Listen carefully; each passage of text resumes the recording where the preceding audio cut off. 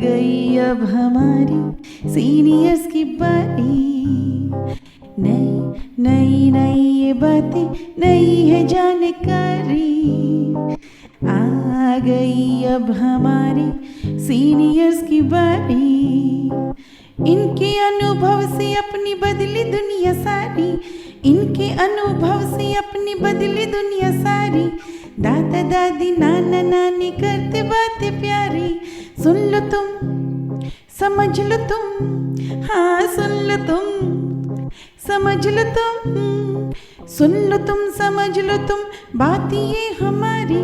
खुश रखोगे इनको तो होगी खुशी तुम्हारी। नई बात है ये देखो, नई जानकारी।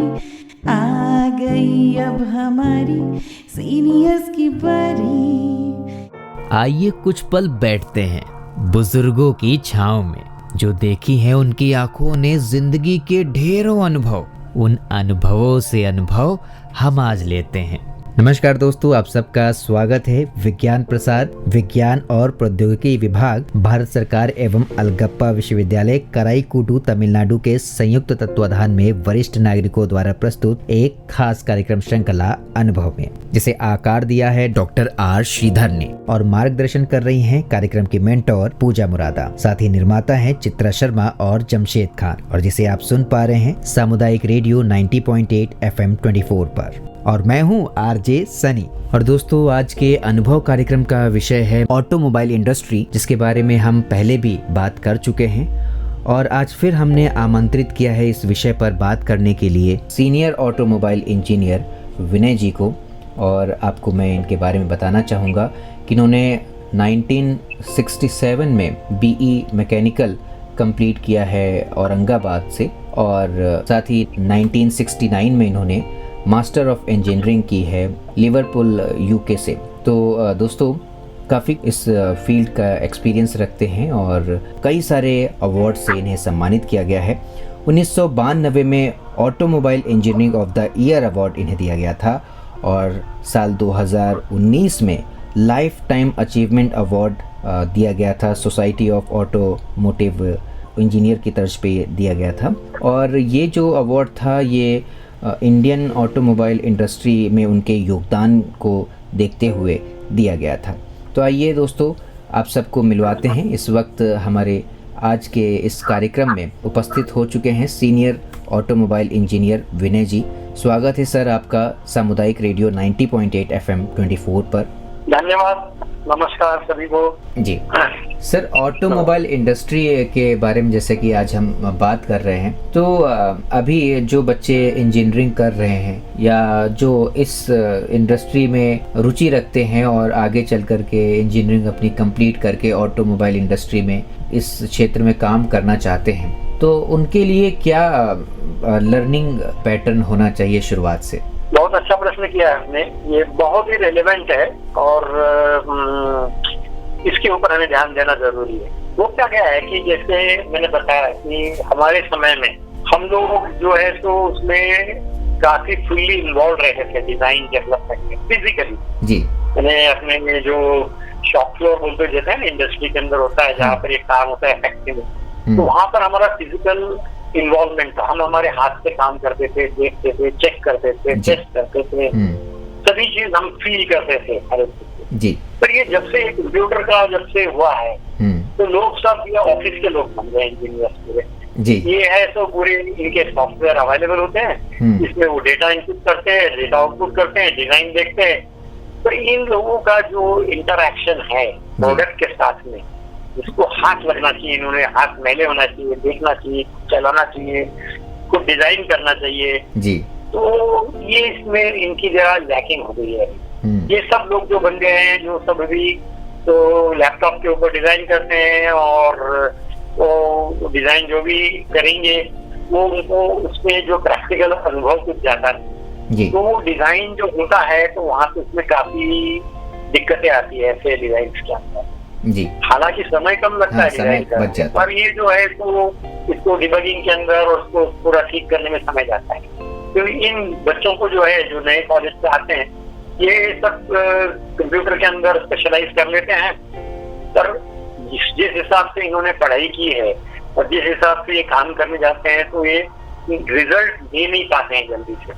इनको है तो 2 से 3 साल समय लग जाता है इसके अंदर सीखने में जी। कि भाई इंडस्ट्री की क्या रिक्वायरमेंट है। उद्योग की रिक्वायरमेंट अलग होती है, आप पढ़ते एक हो गए, फाइनली उद्योग की रिक्वायरमेंट ये है कि जो कस्टमर को जो चाहिए वो हमें बनाना है जी। ना कि आपने जो पढ़ा है वो हमको बनाना। तो ये कस्टमर की क्या रिक्वायरमेंट है, उसको कैसा फुलफिल किया जाए। फिर अपने देश के अंदर तो कॉस्ट सेंसिटिव ज्यादा है, अपने सब चीज अपने को लोअर प्राइस के ऊपर चाहिए, कम जिसमें पैसा लगे, परफॉर्मेंस भी अच्छा रहे, सभी चीज अपने पास में एक्सट्रीम है। ये इसको मिलने, ये सब करने के लिए काफी इसमें दिक्कतें आती है। आपने देखा होगा कि जनरल मोटर्स ऐसी कंपनी ने जिन्होंने हिंदुस्तान में 20 साल पहले आए थे 2000 में, वाइंड अप कर दिया फाइनली, यहाँ से उन्होंने बिजनेस उठा दिया। ऐसे काफी केसेस है कि जो सक्सेसफुल नहीं हो पाए, मल्टीनेशनल बाहर से आए पर यहाँ पर वो सक्सेसफुल हो नहीं पाए क्योंकि यहाँ की रिक्वायरमेंट ही अलग है।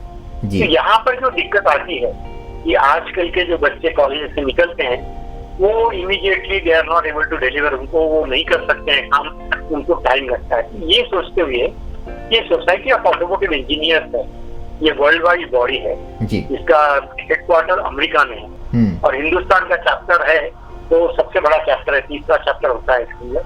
हर कंट्री के अलग अलग चैप्टर रहते हैं, तो इसमें 5-10 चैप्टर सबसे ज्यादा एक्टिव है, तो इंडिया का चैप्टर सबसे बड़ा काफी एक्टिव है इसके अंदर। ये सोसाइटी ऑफ ऑटोमोटिव इंजीनियर्स ने ये रिकॉग्नाइज करते हुए ये जो डेवलपिंग कंट्रीज है हमारे जैसे या उनके देश में भी अमेरिका में कि प्रैक्टिकल स्किल जो बोलते हैं ना कौशल्य डेवलप करना चाहिए इंजीनियरिंग के साथ में, जो अभी हमारे सरकार ने भी अभी इसके लिए काफी कदम बढ़ाए हैं कि कैसे हम कुशलता बढ़ाएं सभी की। यानी जो मजदूर है या टेक्नीशियन है वहां से लेके तो इंजीनियर तक सभी का जो है कौशल्य बढ़े, जिससे उनको काफी जल्दी से और अच्छे प्रोडक्ट बनाए, इसके ऊपर वो ध्यान दे रहे थे। ये ऐसे ही का एक कार्य है।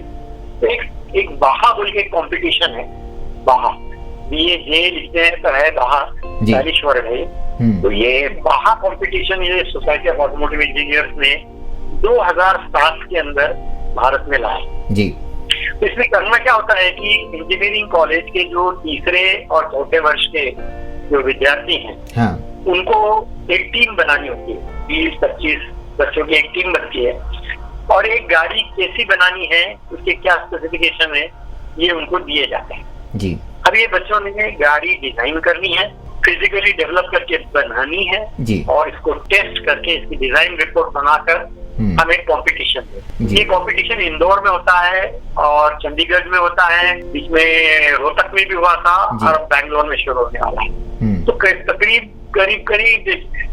200 से 300 इंजीनियरिंग कॉलेजेस इसमें पार्टिसिपेट करते हैं जी, इसमें भाग लेते हैं। तो एक टीम में 20 से 30 बच्चे होते हैं, तो उस हिसाब से अगर 300 टीम और ये देखते हैं तो 10,000 बच्चे करीब जी, 10,000 बच्चे इसमें कंपटीशन में भाग लेते हैं टोटल, और हर साल ये कंपटीशन होता है जी। तो इसके अंदर मेरा पूरा इन्वॉल्वमेंट रहा है। 2007 में जब शुरू किया गया था ये, मैं 2007 में रिटायर हुआ और 2007 में जैसे ही मैं रिटायर हुआ तो इसके अंदर मैंने ऑनररी कंसल्टेंट बोलकर इसमें पार्टिसिपेशन शुरू कर दिया इसके अंदर। तो इन बच्चों को गाइडेंस देना, इन बच्चों को कैसी गाड़ी बनानी है, इनकी क्या डिफिकल्टीज है, ये सभी चीजों के ऊपर मैं ऑल इंडिया बेसिस वर्कशॉप लेता हूँ, ट्रेनिंग देता हूँ, लेक्चर्स देता हूँ जगह जगह जाके। और इवेंट्स के अंदर जो होता है फाइनली इवेंट जो जनवरी-फरवरी में होता है इवेंट, जैसा अभी फरवरी में होने वाला है जी, तो वहां पर बच्चे अपनी गाड़ी लेके आएंगे 25-30 और ये हम उनको प्रश्न पूछेंगे कैसा डिजाइन किया, गाड़ी चलाएंगे और एक ट्रैक बना के रखा है बहुत डिफिकल्ट, उसके ऊपर वो बच्चों को बोलेंगे गाड़ी आप चलाओ और उनके गाड़ी में क्या फेल होता है, क्या टूटता है, ये सब हम देखते हैं। इसमें इन्होंने किसी दूसरे की मदद नहीं लेना, खुद ने ही सब कुछ करना है, डिजाइन करना है, गाड़ी को जोड़ना है, उसके पुर्जे बनाने हैं, उसको गाड़ी को चलाना है, अगर गाड़ी फेल हो जाती है तो उसको भी उन्होंने ये करना है जी। तो इसमें क्या हो जाता है कि ये सब बनाने डिजाइन करने में और सब में काफी अनुभव मिलता है जी, हैंड्स ऑन मिलता है, वो खुद अपने हाथ से काम करते हैं। तो इन बच्चों को सबको डिफिकल्टी पता होती है कि गाड़ी का कोई पार्ट फेल होता है, उसका चेंज करना है तो कितनी दिक्कत आती है, गाड़ी का पार्ट बनाने में क्या प्रॉब्लम आता है। तो ये प्रैक्टिकल एक बार ओरिएंटेशन इनको हो जाता है, उनकी थ्योरी जो कॉलेज में पढ़ाई गई उसके साथ में, तो इनके प्रॉब्लम्स बिल्कुल कम हो जाते हैं। जैसे ही ये इंडस्ट्री में ज्वाइन होते हैं, हाँ। इनकी ग्रेजुएट डिग्री होने के बाद में, तो इमीडिएटली उनको कोई भी काम दिया जाए तो फटाफट काम शुरू करना चाहिए। ये आउट ऑफ क्लासरूम एजुकेशन बहुत ही फायदेमंद रहा है और इसकी काफी सराहनीय। अभी ये 2007 से लेकर अभी 2021-22 में आ गए हैं, अभी तक हमने 1 लाख बच्चों को ऐसा ट्रेन किया है, 1 लाख। और इन लोगों की इतनी डिमांड है इंडस्ट्री में, इमीडिएटली इन लोगों को जॉब भी मिल जाता है और इनको बाहर जाने के भी चांसेस मिलते हैं फॉरेन कंट्रीज में भी, ये एक्सपीरियंस के साथ में। तो ये एक बहुत बढ़िया मेरे लिए भी खुद के लिए अनुभव रहा है, क्योंकि ये यंग बच्चों के साथ में काम करना, जैसा मैं 75 ईयर्स की एज है मेरी आज, पर इन लोगों के साथ में जब काम करते हैं, ये 20-25 साल के बच्चों के साथ में, एक अद्भुत एनर्जी अपने में भी आ जाती है इनके साथ में जुड़ने के अंदर। तो ये बहुत ही अच्छा एक इनिशिएटिव है जो चल रहा है और इसकी वजह से अभी इसमें काफी मूवमेंट भी आ रहा है, क्योंकि सब लोगों को अब रियलाइज हो रहा है कि ये बहुत जरूरी है जी। तो अब जो बच्चे इसमें से निकल रहे हैं वो काफी इंडस्ट्री के लिए अच्छे आउटपुट है। इसमें जो बच्चे पार्टिसिपेट करते हैं कॉलेज से, तो इसमें उनकी हेल्प के लिए, रॉ मटेरियल के लिए और उनके पार्ट्स वगैरह बनाने के लिए क्या कोई इंडस्ट्री या सपोर्ट करता है कोई? हाँ जी, बहुत ही अच्छा प्रश्न है ये आपका। देखिए, एक गाड़ी बनाने में हमारे हिसाब से जो हमारा जो कैलकुलेशन है जी, तो करीब, क्योंकि बच्चे लोग खुद तो अपनी मेहनत करनी है, तो इसके अंदर जो वर्कर्स का जो इनपुट है वो तो उसका कॉस्ट जीरो है, इन लोगों को काम करना है जी। इन लोगों को क्या लगता है कि जो मटेरियल लाना है, रॉ मटेरियल, जैसा आपने बताया, ये पुर्जे बनाने के या खरीदना है कुछ पार्ट्स, हाँ, इसके लिए करीब 2 लाख रुपए का खर्च होता है।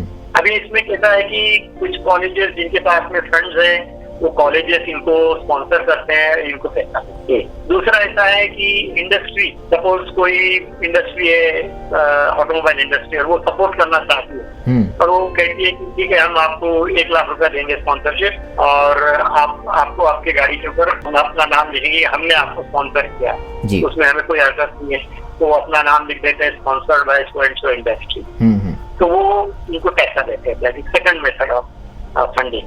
तो तीसरा मेथड होता है कि इसमें बच्चे एंथुसियास्टिक खुद होते हैं, वो देखते हैं कि ठीक है कि अगर 20-20 हजार रुपया सपोज, या 10-10 हजार रुपया 20 लोग मिलकर अगर फंड करें जी, तो 2 लाख रुपए हो जाते हैं जमा उनके। तो बोलते कि कोई नहीं सपोर्ट कर रहा है, तो ठीक है, हम उनके पेरेंट्स के पास जाते हैं, उनको कहते हैं कि हमें 10,000 रुपए दीजिए। आज बच्चों के पास में 2 व्हीलर देखेंगे आप, मोटरसाइकिल देखेंगे, सब 50,000 70,000 जी, मोबाइल देखेंगे 10-15 हजार के उसके हाथ में रहते हैं जी। ये 10,000 कोई बड़ी बात नहीं है एक बच्चे को देने की जी। अगर चाहे, अगर कोई ना मिले तो खुद भी कर सकते हैं, क्योंकि इसकी जो फाइनल जो इनकी जो वैल्यू एडिशन होगी और इनकी जो गुणवत्ता बढ़ेगी जी, वो 10,000 से कई गुना ज्यादा है जी। तो इस प्रकार से ये फंडिंग करते हैं, वो मटेरियल खरीद के लाते हैं, उनके कॉलेज के वर्कशॉप में ही उनको गाड़ी बनानी है, बाहर बनाने की अलग परमिशन नहीं है। तो इनके कॉलेज के जो वर्कशॉप होते हैं वहाँ पर उसके पार्ट्स बनेंगे, गाड़ी बनेगी, सब होगा उसमें, वेल्डिंग, मशीनिंग, जो भी कुछ करना है। अब जो पार्ट स्पेशल होते हैं, सब बोल्ट नट वगैरह बना नहीं सकते, या कोई बेरिंग भी बना सकते, ये उनको खरीदना पड़ता है। ये डिजाइन में वो बनाएंगे और जाके SKF से बेरिंग खरीदेंगे या किसी से ऑयल सील लेंगे, ये उन्हें बनाना है। तो कोई चीज ऐसी होती है कि ब्रेक का कोई पार्ट है, वो भी ये डेवलप नहीं कर पाते हैं, तो ये इनको वो फ्री दिया गया है। फ्री यानी ये किया गया है कि आप चाहे तो खरीद सकते हैं, आप मारुति 800 का पार्ट लो या कोई बजाज के रिक्शा का पार्ट लो, उसको अडॉप्ट करो, और वो डिजाइन में फिट होना चाहिए बराबर, डिजाइन परफेक्ट है उसके साथ में, तो आपको वो अलाउड है। आप वो पार्ट बाय कीजिए, खरीदी कीजिए और जोड़िए उसको गाड़ी के अंदर, और आपका रिपोर्ट बनाइए, बताइए अंदर। इसमें काफी इन लोगों को अच्छा एक्सपीरियंस आता है। तो इस प्रकार से ये बच्चे गाड़ियां बनाते हैं। और अभी पिछले 2 वर्ष के अंदर, ये पैंडेमिक के अंदर, कोरोना टाइम के अंदर हमारा इवेंट नहीं हो पाया, पर इस साल अभी थोड़ा सा सिचुएशन ठीक हो गया है, तो हम फरवरी में इवेंट करने वाले हैं देखते। नहीं तो हमने ये वर्चुअल इवेंट की थी जो नेक्स्ट के ऊपर ही की थी, जिसमें सिर्फ डिजाइन ही था। सर इस साल अब हम करने वाले हैं जी सर, हम अगर ऑटोमोबाइल इंडस्ट्री की हम अगर पिछले ईयर्स को देखें और अभी के जो टाइम चल रहा है उस दौर को देखें, तो ऑटोमोबाइल इंडस्ट्री में अभी क्या फ़र्क आया है, और एक जो क्रांति जिसको हम कहते हैं कि जब चीज़ें बहुत अच्छी होने लग जाएं और अचानक से उस चीज़ में, उस क्षेत्र में तेज़ी आ जाए, तो क्या वो अभी आपको लगता है कि ऑटोमोबाइल इंडस्ट्री में वो तेज़ी अभी आई है, या पहले के ईयर्स में और आज के जो दौर है उसमें कुछ अंतर देखने को मिला है आपको? जी हाँ, ये काफी फर्क हो चुका है। अगर हम देखें, जैसे मैंने कहा 1960 के दशक से लेके आज 60 साल का जो 6 दशक हो चुके हैं 2020, इसके अंदर से 20 साल के पीरियड ऐसे रहे जहाँ पर कुछ क्रांतिकारी चीजें हुई है ऑटोमोबाइल इंडस्ट्री में जी। तो 60 से 80 से 2000 और 2000 से 2020, ये 3 अगर हम पीरियड देखते हैं तो सबसे मेजर चेंजेस आए हैं 2000 से 2020 के बीच में जी। क्या चेंजेस? जब अपने पास में लिबरलाइजेशन हो गया, गवर्नमेंट ने सब फॉरेन जो मल्टीनेशनल्स हैं जिनकी ऑटोमोबाइल इंडस्ट्री है, वो चाहे फोर्ड रहो, वोक्सवैगन रहो या मर्सिडीज रहो या कोई भी कंपनी रहो, जापान से सुजुकी रहो या टोयोटा रहो, ये सभी लोगों को इन्होंने अपने देश में आने दिया और अपने देश के अंदर इंडस्ट्री एस्टैब्लिश हुई। इनके जो प्रोडक्ट्स आए जी, ये प्रोडक्ट के अंदर जो टेक्नोलॉजी थी वो टेक्नोलॉजी काफी एडवांस जी। तो धीरे धीरे यहाँ पर सब एब्जॉर्ब हो गई और अपनी जो कंज्यूमर्स है या कस्टमर्स है जी, या यूजर्स है, इन लोगों को इस टेक्नोलॉजी के क्या फायदे हैं इसकी जानकारी हो गई। तो ये लोगों ने सबने डिमांड शुरू कर दी कि हमें ये ऐसे ही प्रोडक्ट चाहिए जो कि फॉर एग्जांपल जिसके पेट्रोल डीजल की खपत कम हो, एमिशन कम हो, उसके अंदर से आराम ज्यादा मिले, कंफर्ट मिले और आपका कोई गाड़ी का पुर्जा फेल ना हो। यानी 50,000 1,00,000 किलोमीटर, जो पहले 10-15 हजार किलोमीटर में ही प्रॉब्लम पार्ट रिप्लेस करने पड़ते थे, अब कहते हैं कि 1,00,000 किलोमीटर में भी गाड़ी का वो पार्ट फेल नहीं होना चाहिए। ये सभी लागू हुआ है 2 व्हीलर, 3 व्हीलर, 4 व्हीलर, कार हो या ट्रक हो, सभी जगह पर ये लागू हुआ है जी। तो इस प्रकार का एक मेजर अंतर आया है ये 2000 से 2020 के बीच। पर ये 2015 से स्पेसिफिकली जो प्रॉब्लम्स चालू हुए हैं अपने पास में, कि जैसे मैंने कहा कि अपना 5वां नंबर आता है देश का ऑटोमोबाइल इंडस्ट्री में, तो यहाँ से गाड़ियां एक्सपोर्ट होने लगी अपने पास से। तो अब दूसरे देशों को जब गाड़ी बेचते हैं तो उनके स्पेसिफिकेशन से बननी है, उनके स्पेसिफिकेशन से ही गाड़ी को बनाकर हमें वहाँ एक्सपोर्ट करना है जी। तो उसमें लेटेस्ट टेक्नोलॉजी और आ गई अपने पास में सभी चीजों के लिए।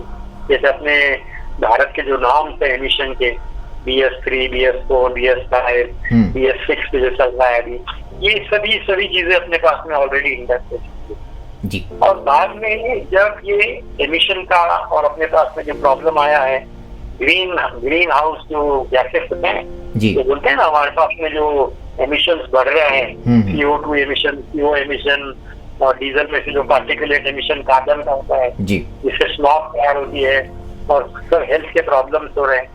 तो इसके हिसाब से अभी जो अपना पूरा जो एनवायरमेंट चेंज चल रहा है कम्प्लीटली दुनिया भर के अंदर और सब तरफ प्रॉब्लम है जी। जैसा जो WP26 की मीटिंग को प्रधानमंत्री गए थे और वहाँ पर ग्लासगो में जो हुई, तो वहाँ पर काफी देशों ने सभी ने अपना योगदान किया कि हम क्या करेंगे जी। तो इसका जो फॉलो आउट हुआ है जो आप देख रहे हैं हम इलेक्ट्रिक व्हीकल्स जी, इलेक्ट्रिक व्हीकल्स की जो है उसके अंदर से 0 पोल्यूशन होता है, क्योंकि उसके अंदर से इंजन नहीं रहता है तो फिर मोटर चलती है और मोटर बैटरी पे चलती है। तो बैटरी की टेक्नोलॉजी बढ़ेगी और मोटर से ये गाड़ियां चलेगी, चाहे कोई भी हो, 2 व्हीलर 3 व्हीलर। ट्रक के लिए आने के लिए टाइम लगेगा। तो एक मूवमेंट चालू हुआ है इलेक्ट्रिक व्हीकल इंट्रोडक्शन का जी, और उसके लिए सरकार ने काफी कंसेशन और इंसेंटिव दे रखे हैं। तो इसमें एक काफी बढ़ोतरी हो रही है और 2030 तक ऐसा मानना है कि करीब 30 से 40% व्हीकल्स ये इलेक्ट्रिक मोड पे आ जाएंगे जी। दूसरी जो है तो टेक्नोलॉजी है, ये आई है इंफॉर्मेशन टेक्नोलॉजी से जी, और वो है कनेक्टेड व्हीकल बोलते हैं। कनेक्टेड व्हीकल बोले तो क्या है कि इस व्हीकल का जो कनेक्शन है सॉफ्टवेयर से जी, ये सभी चीजों से है। यानी आप उसमें गाड़ी में रहते हुए समय न व्यस्त करते हुए आप चाहिए तो कॉन्फ्रेंस कर सकते हैं, बैंक्स का काम कर सकते हैं, जो हम कर रहे हैं ना आजकल की इलेक्ट्रॉनिक्स का पूरा उपयोग इस तरीके के अंदर, वाईफाई से वगैरह।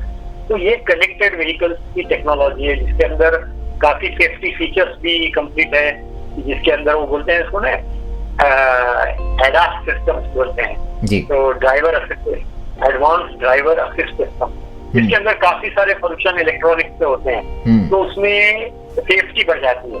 क्योंकि ये सब अगर हम कर रहे हैं गाड़ी के अंदर तो गाड़ी भी सेफ चलनी चाहिए, एडास सिस्टम वगैरह ये सब डेवलप हो गई है। कनेक्टेड व्हीकल की एक सेकंड टेक्नोलॉजी है। और तीसरा ये हो चुका है कि अभी एक नया जो क्रांति आई है वो शेयर्ड मोबिलिटी का सर्विस प्रोवाइडर। तो गाड़ी हम क्यों खुद खरीदे, हमें गाड़ी तो कंटिन्यूस तो लगती नहीं है, गाड़ी तो खड़ी रहती है, 2-3 घंटे यूज होती है, जो समझो ऑफिस जाने में आने में या कहीं जाने आने में। तो गाड़ी न खरीद के लिए अगर हम यूबर ओला से हम अगर हायर करें और उसके अंदर शेयर मोबिलिटी बोलते हैं, जिसके अंदर की आपके पास पूरा नो भी नहीं है तो आप शेयरिंग भी कर सकते हैं जी। ये शेयर मोबिलिटी के अंदर एक तो क्या होता है कि आपका फ्यूल कंजम्पशन भी कम हो जाता है, एमिशन भी कम होता है, गाड़ियाँ रोड पर भी कम आती हैं। ये सब जो बढ़ रहा है connected vehicle, electric vehicle, shared vehicle, ये सब एक प्रकार का एक नया मूवमेंट चालू हुआ है 2015 से शुरू हो गया है और धीरे धीरे बढ़ते जा रहा है। और आखिर में इसका अंत में जो टेक्नोलॉजी में ऑटोनॉमस व्हीकल यानी सेल्फ ड्राइविंग कार, जिसके अंदर प्रोग्राम कर दिए, इसमें ड्राइवर को कोई जरूरत ही नहीं है कुछ करने की, सब कुछ इलेक्ट्रॉनिक्स से होगा। अब ये सब होने में, परफेक्ट होने में 2050 तक का समय लग सकता है, पर ये भी आएगा गाड़ियाँ, ये सब आ रही है सब। इस डायरेक्शन में ये सब काम हो रहा है जी सर। तो काफी बदल होना है। तो इन्हें मैं जब मेरे करियर को देखता हूँ कि उस समय हमारी गाड़ी की रिक्वायरमेंट, गाड़ी देख के कोई चलो बैलगाड़ी और तांगे घोड़े गाड़ी में नहीं जाना है, अब यहाँ से वहां जाना है, और आज हम कहाँ पर पहुंच चुके। ये जो ड्यूरेशन है 60-70 साल का, इसमें बहुत रेवोल्यूशनरी हो गया है जी। सर समय हो चला है प्रोग्राम के समापन का। जैसे कि आपने इतनी सारी बातें बताई ऑटोमोबाइल इंडस्ट्री के बारे में और अपने एक्सपीरियंस को साझा किया, आपका बहुत बहुत धन्यवाद सामुदायिक रेडियो 90.8 FM 24 से जुड़ने के लिए। धन्यवाद जी, थैंक यू। दोस्तों फिलहाल आज का ये प्रोग्राम आपको कैसा लगा आप हमें ज़रूर बताइएगा fmbhiwadi@gmail.com पर। और अब वक्त हो चुका है आप सभी से विदा लेने का, तो चलिए मैं ले रहा हूँ आप सभी से इजाज़त। मैं हूँ आरजे सनी और आप सुन रहे थे सामुदायिक रेडियो 90.8 FM 24 पर अनुभव कार्यक्रम की यह खास कड़ी। नमस्कार। आप सुन रहे हैं 90.8 FM 24, आपका रेडियो, आपकी धड़कन।